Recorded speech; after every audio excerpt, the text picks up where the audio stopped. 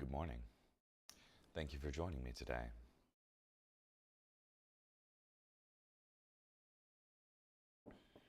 This morning we'll be finishing off Nehemiah, chapter 12, verse 27 through chapter 13, verse 31.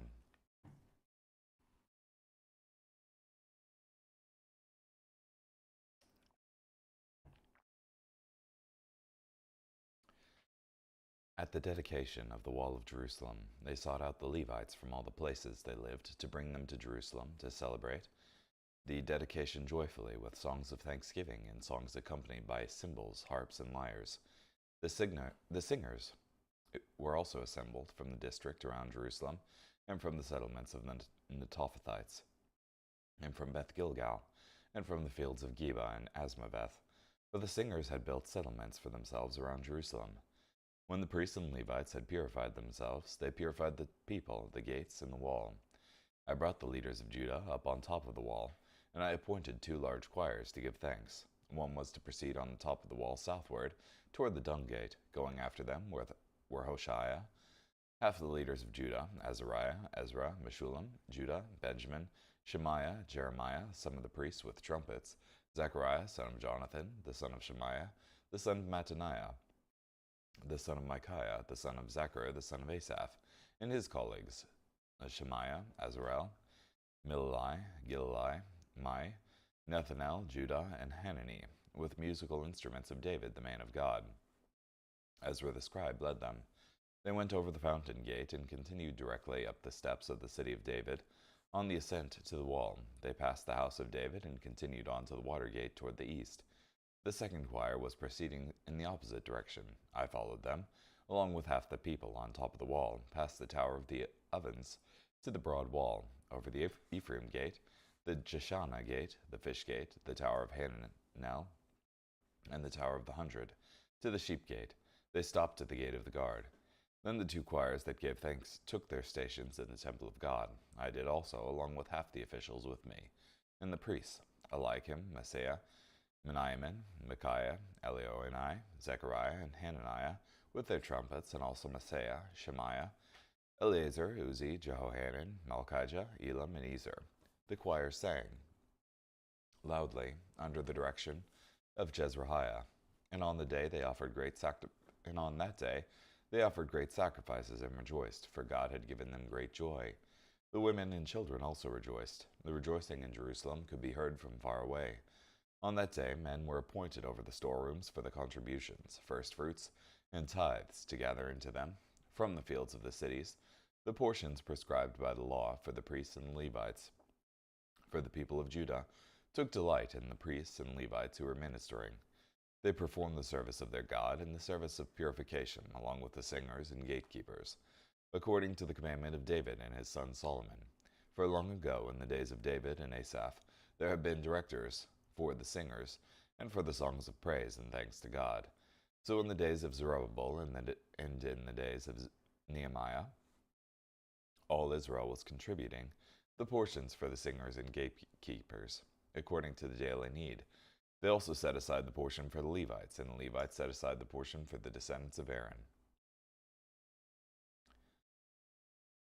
On that day the book of Moses was read aloud in the hearing of the people. They found written in it that no Ammonite or Moabite may ever enter the assembly of God, for they had not met the Israelites with food and water, but instead had hired Balaam to curse them.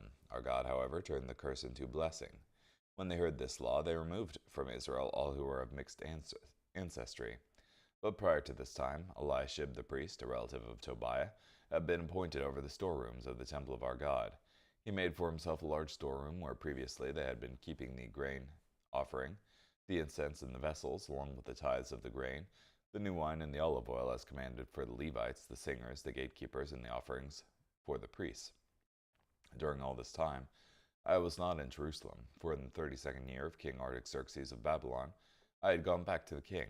After some time I had requested leave of the king, and I returned to Jerusalem. Then I discovered the evil that Eliashib had done for Tobiah by supplying him with a storeroom in the courts of the temple of God. I was very upset, and I threw all of Tobiah's household possessions out of the storeroom.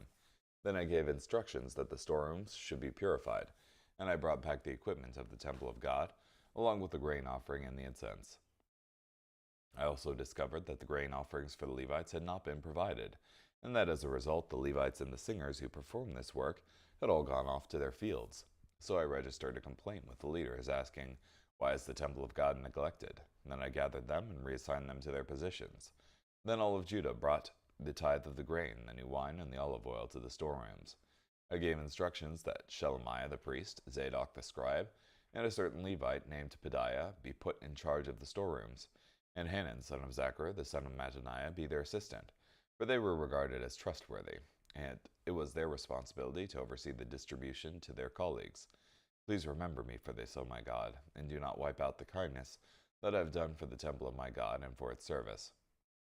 In those days, I saw people in Judah treading wine presses on the Sabbath, bringing in heaps of grain and loading them onto donkeys, along with wine, grapes, figs, and all kinds of loads, and bringing them to Jerusalem on the Sabbath day. So I warned them on that day that they sold these provisions. The people from Tyre who lived there were bringing fish and all kinds of merchandise and were selling it on the Sabbath to the people of Judah and in Jerusalem, of all places. So I registered a complaint with the nobles of Judah, saying to them, "What is this evil thing that you are doing, profaning the Sabbath day? Isn't this the way your ancestors acted, causing our God to bring on them and on this city all this misfortune?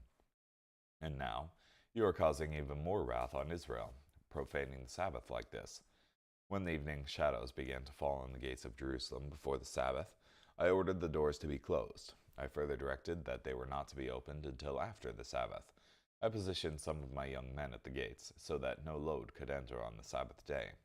The traders and sellers of all kinds of merchandise spent the night outside Jerusalem once or twice, but I warned them and said, "Why do you spend the night by the wall? If you repeat this, I will forcibly remove you." From that time on, they did not show up on the Sabbath. Then I directed the Levites to purify themselves and come and guard the gates in order to keep the Sabbath day holy. For this, please remember me, O my God, and have pity on me in keeping with your great love.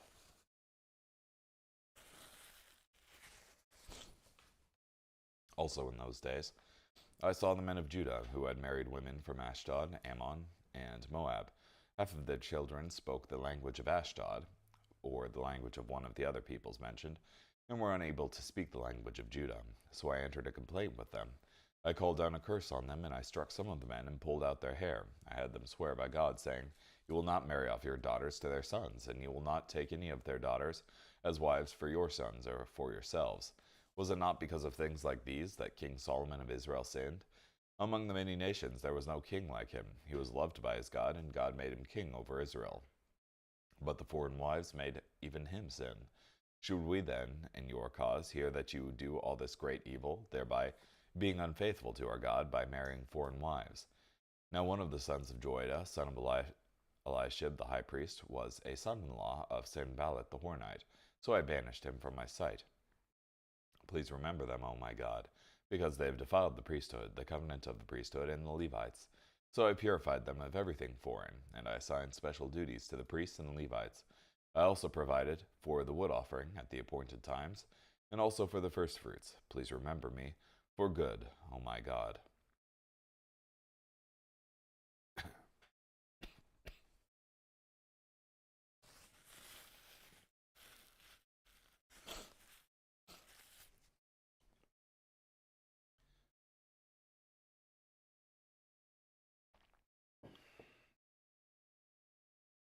So, have a big celebration again after the dedication of the wall, and they had this huge procession marching, like one side um, marching one way on the wall and the other side marching another way on the wall, and it's like a call and response type thing. So, um, and you also had Nehemiah setting up like the Levites and the singers and such for service of the temple. So he goes away and he comes back sometime later, and he sees a lot of the same stuff that he dealt with the first time also being also happening the second time. And that is, um, Nehemiah had made them swear and write up like a written agreement that they would not do business on the Sabbath, and also that they would refrain from marrying foreign wives. But they did both of those things. So,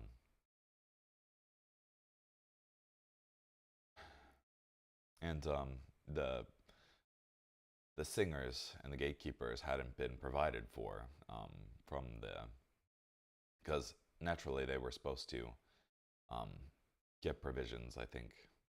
Um, well, I know the Levites were provided for from the temple sacrifices, but the singers and the gatekeepers should have also had a portion, which apparently they weren't getting because the people were neglecting that as well.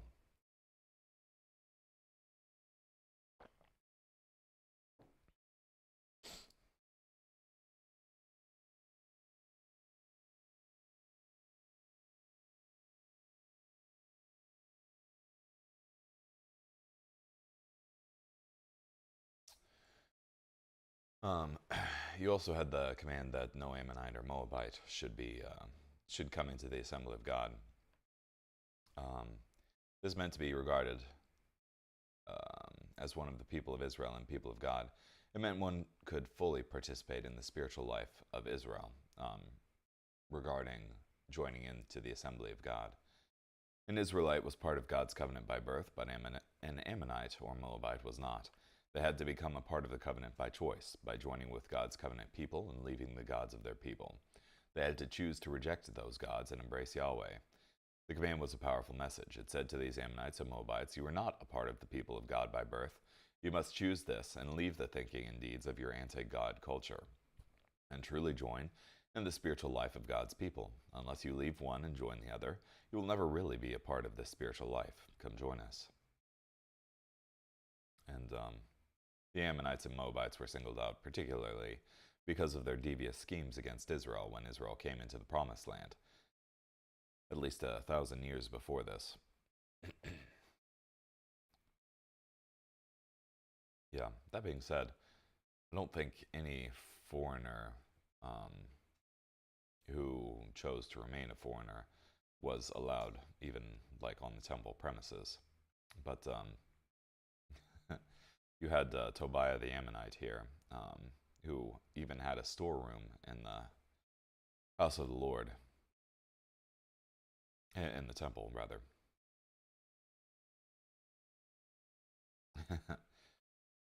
For Nehemiah, it grieved him because the rooms in the court of the temple of God were being occupied by a man, not only a pagan, but who also had a history of actively opposing God's work in the days of Nehemiah. If you remember, he was one of the three mentioned who were constantly nipping at Nehemiah's heels: Tobiah, Sanballat, and Gershom.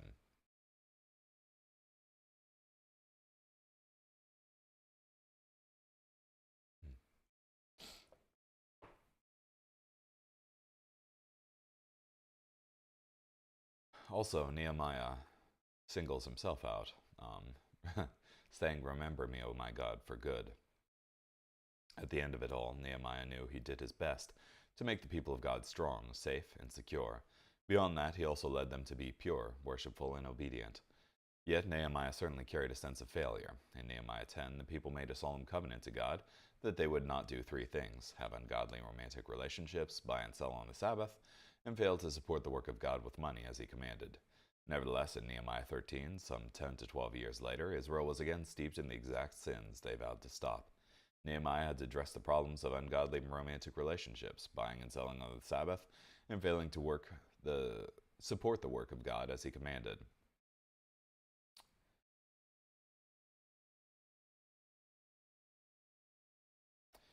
This makes a point vividly clear. The law, that is, rules, vows, promises, covenants, and the such, are all ultimately powerless to stop sin. Only the grace of God, alive and flowing in our lives, can give us the power to truly overcome sin. Paul expressed this in Romans 8:3, among other places. For what the law could not do, in that it was weak through the flesh, God did by sending his own Son in the likeness of sinful flesh. Too many Christians look for victory in the making of rules, of vows, of promises, and fail to find it because all those things tend to make us look to ourselves instead of looking to Jesus. If we could have been saved by our own promises, by our own commitment to Jesus, then his death would have been noble, but unnecessary. We aren't saved by some vow we make or some leaf we turn over, but by trusting in who Jesus is and what he has done for us. Carrying on. 1 Corinthians chapter 11, verses 3 through 16.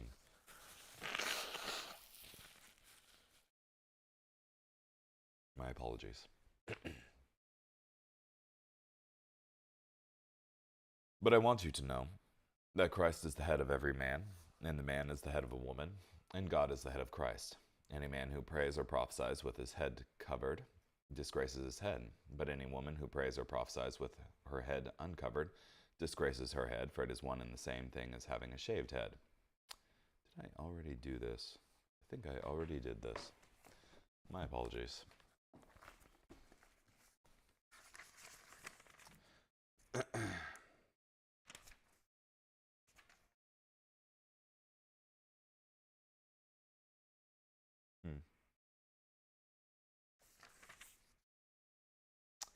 Well, this is the one we're supposed to be doing today. Must have just skipped ahead.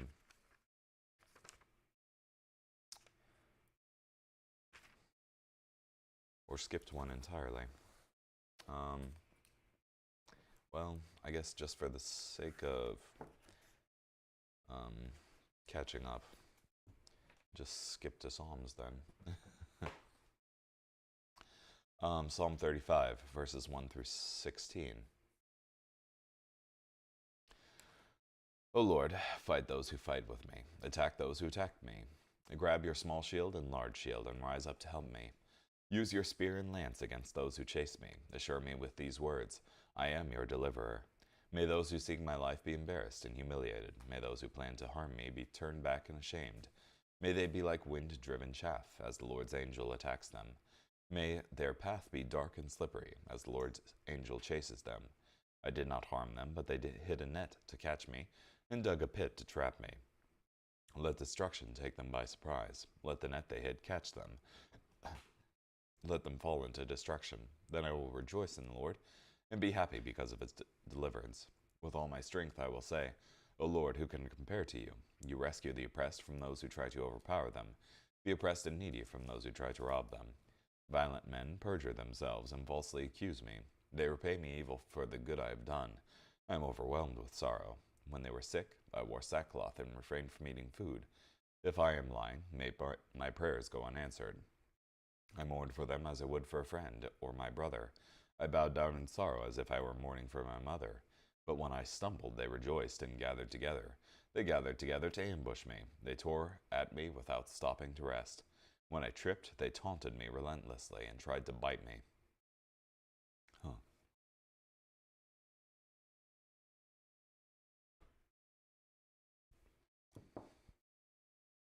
That's, that highlights the concept of hating without a cause pretty hard. As the psalmist wished the good of the people in question, but instead of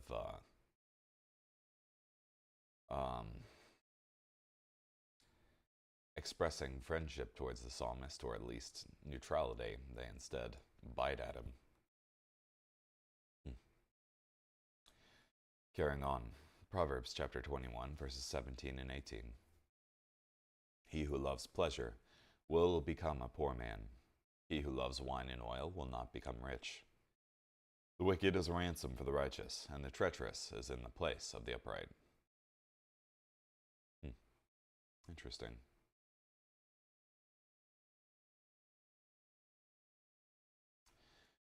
From Guzik, this is a way of saying that the righteous will ultimately succeed and will triumph over the wicked. The metaphor should not be pushed to walk on all fours by asking to whom the ransom is paid. God often, in his judgments, cuts off the wicked in order to prevent them from destroying the righteous, and in general, we find that the wicked fall into the traps and pits they have dug for the righteous. Okay, well, thank you for joining me today. Hope you have a great day. Bye.